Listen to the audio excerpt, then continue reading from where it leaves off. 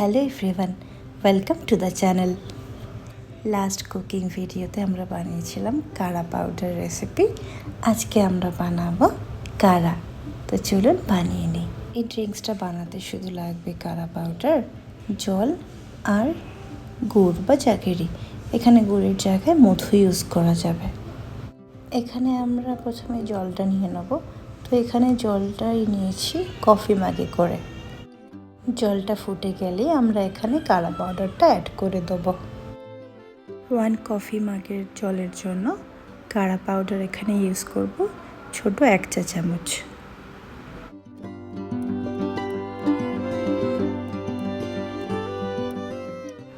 তো এটা ভালোভাবে বয়েলড হয়ে গেছে। এবার গ্যাসটাকে বন্ধ করে দেবো। তারপরে গুড়টাকেও অ্যাড করে দেবো। এখানে গুড় অ্যাড করব 1 কফি মাগের জন্য 1 টেবিল স্পুন। এবার কাড়াটাকে সার্ভ করে নেব। কাড়া ইমিউনিটি বুস্টারের জন্য খুব ভালো, আর এই কাড়াটা কোল্ড কাফের জন্য খুব ভালো। Thank you for watching the video. Stay happy and healthy. By.